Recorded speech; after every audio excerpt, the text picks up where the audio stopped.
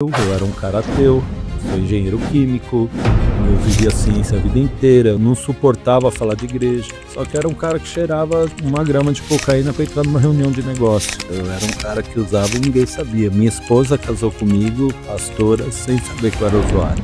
Depois disso conheci Jesus mesmo e fui liberto.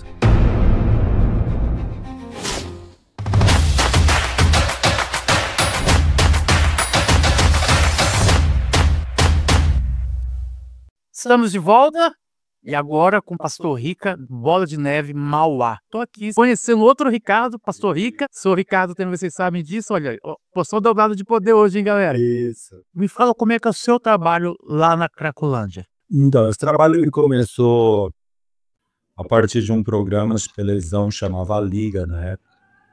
Programa que passava na Rede TV. E um dia eu estava assistindo esse programa e falava sobre a Cracolândia. Nesse dia eu tive uma direção de Deus para ir à Cracolândia. Isso quase 15 anos atrás. Quando cheguei na Cracolândia, era uma Cracolândia totalmente diferente de hoje, né? Hoje a Cracolândia naquela época ela era concentrada na Rua Elvete, na Rua Dino Bueno, e ela acumulava de final de semana até 4.000 pessoas Uau. em cena de uso, né? E esse trabalho foi dando frutos. Hoje nós temos 3 sítios, então a gente tem um trabalho hoje. A gente serve 700 refeições por dia na região da Cracolândia. Isso é algo que a gente vai adquirindo a confiança do usuário, porque o usuário ele sempre está desconfiado. Se você tem envolvimento com a polícia, quem é você, quais são as suas intenções ali dentro. Depois de tanto tempo lá dentro, a gente conseguiu adquirir esse respeito e essa confiança por parte dos usuários. Então eles chegam ali e eles mesmos, quando estão cansados, já esgotados, eles pedem uma oportunidade. Obviamente, nem todos que você resgata vão dar frutos, vão ser curados, mas a gente já tirou mais de 2.000 pessoas de dentro da Cracolândia. Mas como é que funciona esse processo, pastor? Vocês conseguem arranjar depois uma forma de estar trabalhando, alguma Sim. coisa assim? Na verdade, a gente tem algumas empresas parceiras. Por exemplo, eu tenho uma empresa lá uma empresa ambiental. Então, a pessoa já sai de lá, eu já tenho motoristas de caminhão, né? Os mais velhos podem trabalhar como gari, como varredores, enfim. Nós temos outra empresa também que oferece trabalho na área administrativa. Eu tenho pessoas hoje cursando faculdade de Direito, tenho pessoas hoje que foram reinseridas na faculdade, no estudo. A gente tem um trabalho para eles concluírem os primeiro e segundo grau dentro da comunidade terapêutica. E tem que ser algo realmente que ele quer, porque a porta é aberta. Se a pessoa falar, eu tô indo embora, ele faz as coisas dele e a gente não pode impedir. E geralmente volta pro vício? Volto pro vício. Eu tenho Volta, né? pessoas que já passaram pela minha umas 10 vezes.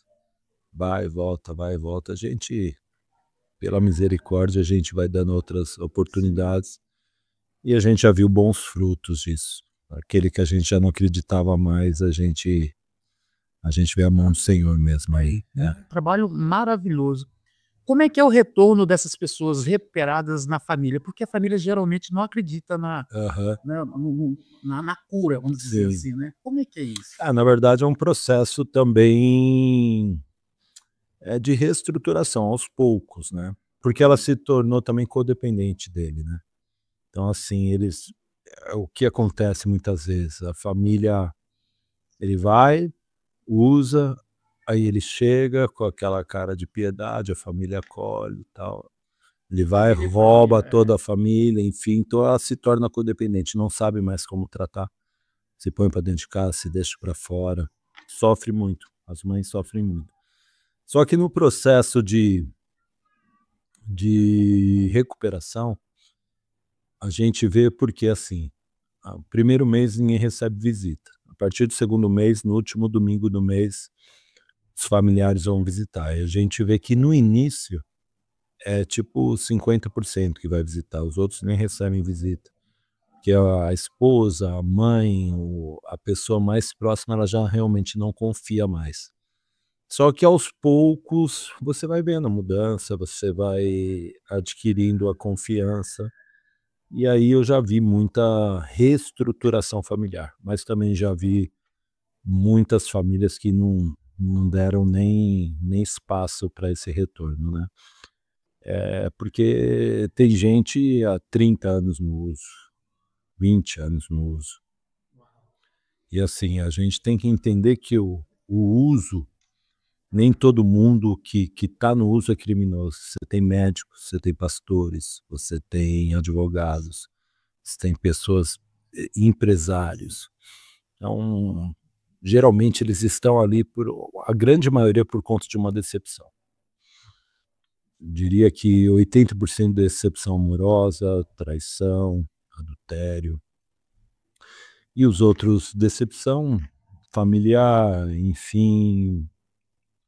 Tem muita gente que sofreu com sociedade, perdeu dinheiro e acabou se tornando um suicídio social, né, isso. O cara vai para lá e, cara, vou usar, se morrer, morreu. Então é mais ou menos assim, eles ficam sem perspectiva de vida. E a gente, através de Jesus, através da palavra do Senhor, tem levado esperança para esse povo e tem dado certo. Um trabalho penoso, difícil. Passamos por poucas e boas, passei por 3 tribunal do crime, já fui confundido com polícia, já fui confundido por várias coisas que eles mesmos criam dentro da cabeça deles. Quem é esse cara? Será que ele é um cara do DENARC infiltrado Não aí? entendi como é que funciona esse tribunal. Tribunal do crime, cara, o que aconteceu? Por exemplo, vou dar um exemplo. Eu fiz uma ação de Dia das Crianças, a gente tinha mais ou menos 300 pessoas da igreja ali. Que a Cracolândia, ela tem a cena de uso, mas você tem crianças ali, você tem família. E as crianças são chamadas de anjo dentro da Cracolândia. Então você está usando crack e eles gritam, ó o anjo, aí eles abaixam o cachimbo para a criança poder passar. E uma dessas pessoas filmou o tráfico com uma GoPro. E eu que fui responder, eu fui passar pelo tribunal. Por que que você filmou? Por que uma pessoa estava filmando? Para quem vão essas filmagens? E eu passei, eu lembro, por um corredor polonês, cara, com 30 fuzis assim, ó. Cara, e o cara falou, vou quebrar suas 2 pernas e os seus 2 braços. E aí foi um livramento mesmo de Deus, porque um dos traficantes já conhecia o nosso trabalho e ele foi lá e bateu no peito e me tirou de lá dentro abraçado, falou, não, eu conheço o trabalho desse pastor, enfim. Mas foram momentos ali tensos mesmo. E alguns outros, né? Qualquer coisa que acontecia que sugeria que a gente tinha alguma coisa a ver, por exemplo, a gente abriu uma igreja dentro da Cracolândia. Independente de ser igreja, há um respeito maior, mas tem muito roubo, muito assalto. Então a gente tinha monitoramento de câmera na entrada da igreja, tudo. Eles achavam que aquele monitoramento estava pegando, por exemplo, o tráfico. A gente teve que tirar a câmera. Vocês têm até amanhã para tirar a câmera. Iam lá, pediam para ver a gravação, olhavam no nosso celular. Então, assim, é algo realmente muito pesado. Muito pesado. O crime organizado é pesado. Era pesado. É pesado. Eu acho que chama Cracolândia, mas rolava só crack ou todo tipo? Todo tipo de droga. Inclusive heroína, drogas que a gente não ouve muito, né, no nosso meio social, mas veio com os nigerianos, então você tinha africanos, você tinha haitianos, você tinha bolivianos, você tinha muita gente de outras nações ali. Então tem muito boliviano que vem para trabalhar na indústria têxtil e acaba sendo escravizado. O cara trabalha um mês para ganhar R$200. Ah, isso aqui.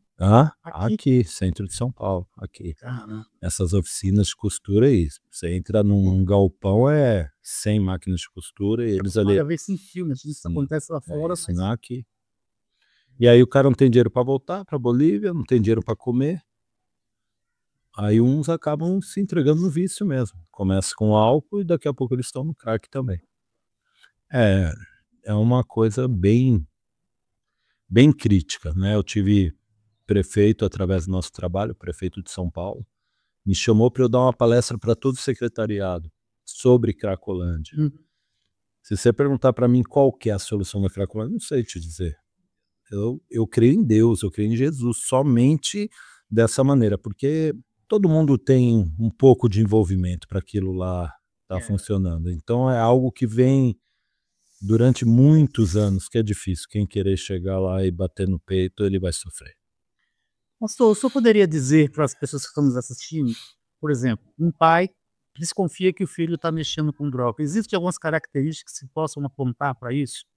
Existe, né, o mau humor, a agressividade, né, o começo é isso, a pessoa começa a usar, a partir do momento que ela começa a fazer falta, ele vai começar a extravasar de outra maneira, e muitas vezes é com irritabilidade, né, com procrastinação, enfim, e aí você vai analisando, né, com quem tá andando, que hora que tá chegando, enfim. Agora, se cai no crack, aí já é mais complicado. É muito mais agressiva do que as outras drogas? Muito mais agressivo, porque a pessoa, quando ela tá no uso de crack, ela fuma R$ 1.000 em cerca de 3 horas. Tipo, É mesmo? é o êxtase. É o êxtase do primeiro, você sente aquilo, só que depois já vem a depressão. Então ele tem que usar rapidamente para inibir aquilo. Então fica esse ciclo vicioso, mais ou menos como se fosse um lança-perfume, que ela dá aquele barato rapidamente, né? Eu nunca usei o crack puro, já fui usuário de droga, mas nunca usei o crack puro. Mas é isso que eles falam, né? E aí você tem que consumir, é uma droga barata, só que o barato sai caro, né? Você fala, uma pedra é 5, mas tem gente que fuma 60 pedras assim num dia. Como é que o usuário começa? Geralmente ele ganha uma. Cara, pra você ter uma ideia, na Cracolândia, chegava uma hora do dia que os traficantes faziam aleluia, jogavam tipo 300 pedras de crack pro alto, caíam no chão, eles ficavam ali, se degladiando e pegando. Caramba. Porque é interessante manter a Cracolândia. Ela é uma cortina de fumaça para algo muito maior que está acontecendo, que é o tráfico de drogas. Então ela é sobre isso. Ela é uma cortina de fumaça. É um cartão de entrada ali, um cartão de visita para a pessoa também se tornar dependente. Sim, não, sim, também não é só um cartão de visita, mas também é um senso de segurança. O cara vai morar na rua. Para ele é melhor ele estar na Cracolândia, onde você tem um agrupamento de pessoas, independente, né, do uso, da loucura, o crime comanda para que não tenha uma agressividade, violência exacerbada. Então, cara, se sai, por exemplo, uma treta, cara, eles vão querer saber o que está acontecendo. Tudo é meio que julgado ali. Então, eles têm a segurança. É melhor do que você dormir num ponto de ônibus e alguém poder te queimar, te jogar uma pedra, sofrer um vandalismo, te agredir. Então, eles vão para lá nesse senso, independente de usar crack ou não. Às vezes o cara só bebe, às vezes o cara só é um morador em situação de rua. Só que daqui a pouco ele vai experimentar. Acaba sendo envolvido. Ele vai experimentar. Ele vai experimentar. E quem achava que estava no caos, o negócio começa a piorar. Aí piora. Tem diversos tipos de usuário. Você tem usuário que vai roubar. Eu conheço usuários que não roubam de jeito nenhum, mas você tem os usuários que vão roubar, tem usuários que vai ter que trabalhar para sustentar teu vício. E tem usuário que vai pegar reciclagem, é tudo que a gente vê, os que estão no farol, cada um vai arrumar um jeito, vai passar um filme triste para você ajudar ele. Eles chamam de manguear isso, né? Então eles começam um dia já pensando como eles vão conseguir o dinheiro para poder usar o restante do dia. É uma coisa bem complexa, porque envolve espiritualidade, saúde pública, educação, envolve todos os setores da sociedade. O senhor acaba se apegando a muitas pessoas lá, né? É uma satisfação quando vê uma pessoa restaurada, mas deve ser um peso muito ruim quando a pessoa volta. Muito, inúmeras vezes eu tive vontade de abrir mão, de largar, porque você cuida muito. Eu crio vínculos, eu tenho pessoas que ficaram comigo 4 anos na clínica, que não tinham para onde ir. Ficaram morando, ficaram ajudando, se tornaram monitores na clínica, voluntários. E daqui a pouco o cara rouba teu cortador de grama e some. E vai embora. E aí ele volta. Você faz, Já volta, né? volta e aí você ainda recebe. Ele é um doente, ele não é como uma doença qualquer, né? Ele precisa de alguma forma e assim, o que levou ele a chegar ali também são histórias muito pesadas. Eu estou escrevendo um livro que não sei quando vai poder ser publicado, porque muita coisa eu não posso falar, que envolve coisas que vão me comprometer. Mas é o caminho das pedras, como o cara chegou à droga, e vai ter o volume 2 que é o caminho da rocha, como que ele chegou a Jesus, como ele conheceu Jesus. O nome do projeto é Da Pedra para a Rocha, do crack para Jesus, essa é a ideia. Então, eu era ateu, eu era um cara ateu, eu sou engenheiro químico, eu vivi a ciência a vida inteira, eu não suportava falar de igreja. Só que eu era um cara que cheirava 1 grama de cocaína para entrar numa reunião de negócio. Não era um cara de usar e ir pra rua, cara. Eu era um cara que usava e ninguém sabia. Minha esposa casou comigo, pastora, sem saber que eu era usuário. A gente ficou 6 meses separado quando ela descobriu tudo mais. E depois disso conheci Jesus mesmo e fui liberto. Já vão fazer mais de 20 anos já. Glória a Deus. Glória a Deus, é isso. Cara, que honra te receber aqui. Que bom, glória a Deus. Que chamado, assim, específico, é a palavra. Sim, é Porque, assim, específico. você vai aonde muita gente não quer nem passar perto. Exato. Porque existe um preconceito. Até para te ajudar. Uma pessoa ela prefere investir na criança, no idoso, não que ela não deva.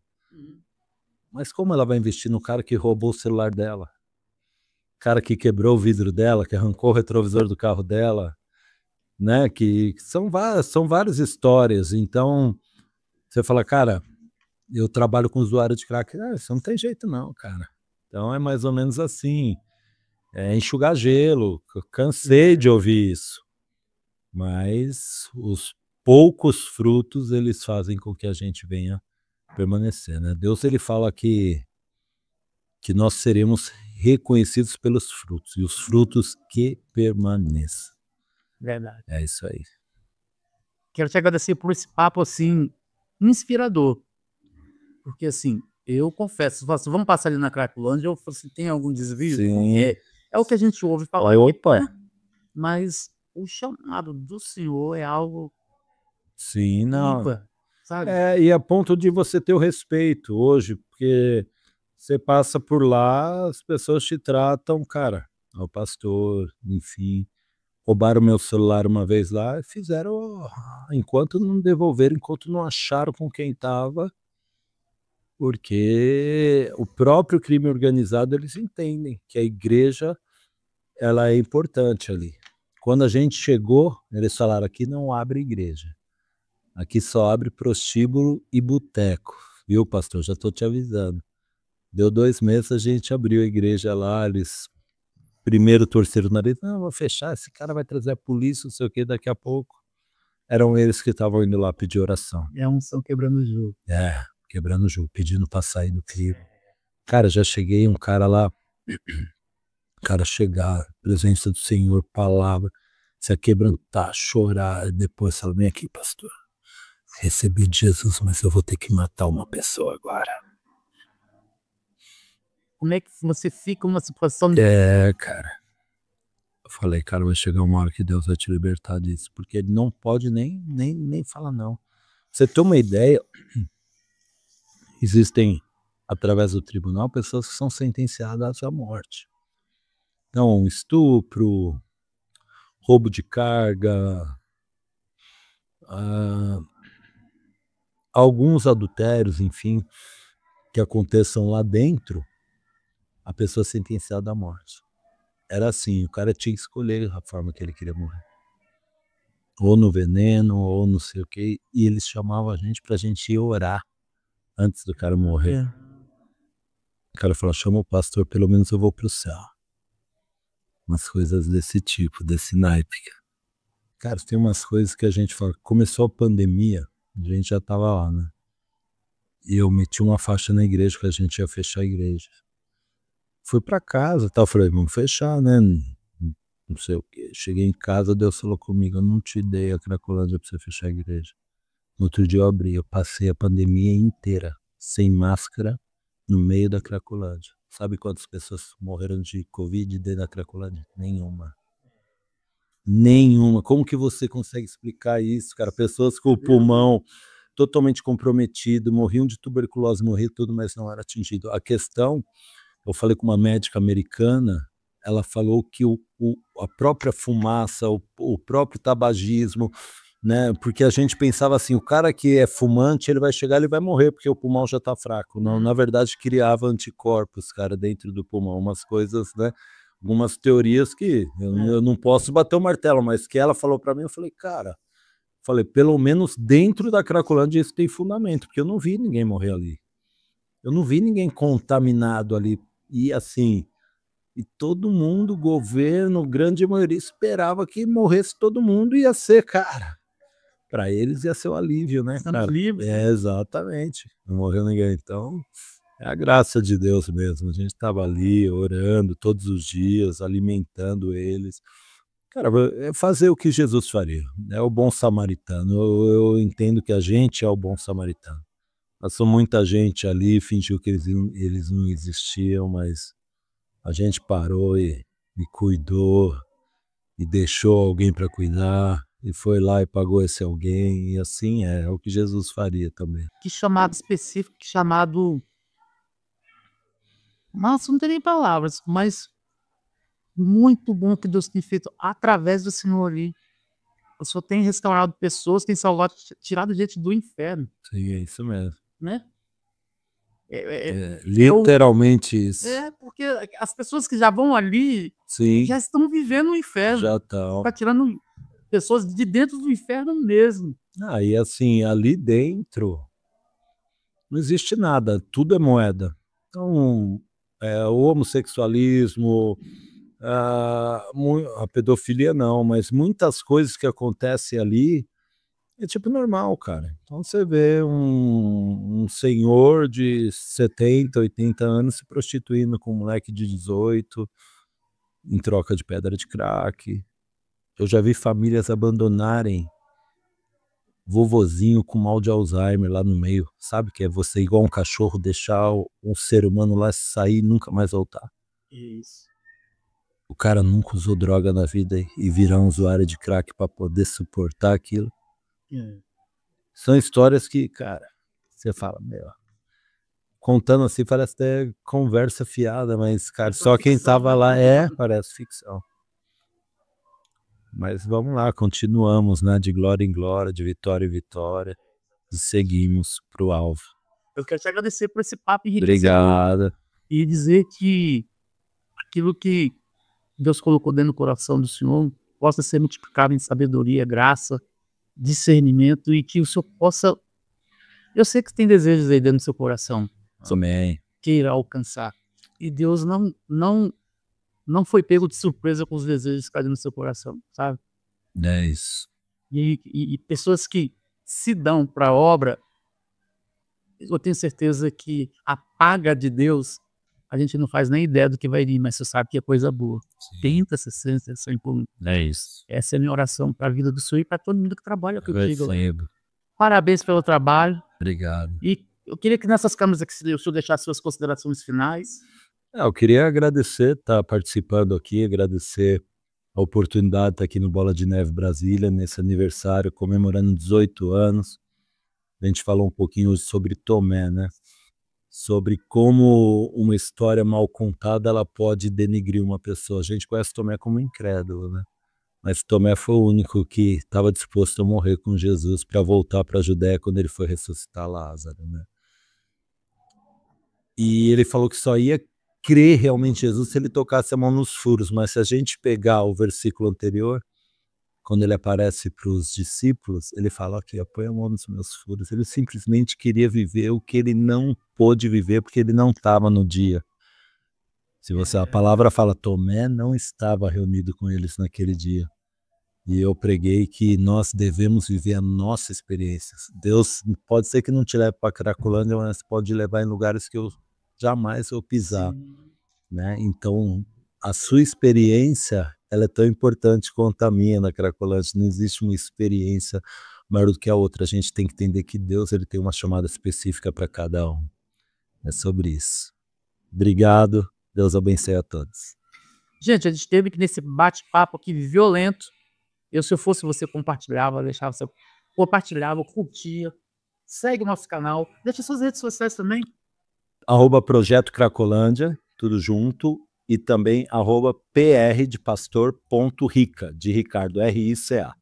É isso aí, Deus abençoe.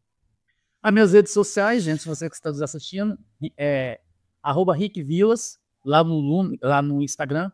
Você está assistindo no YouTube agora também, temos lá também, lá no Instagram também, lumen.podcast. E a gente se despede, viva na prática da palavra e compartilhe esse bate-papo aqui com um monte de gente. Mais uma vez, muito obrigado. Obrigado. E até a próxima, pessoal. Até a próxima. Valeu. Tchau, tchau. Deus abençoe.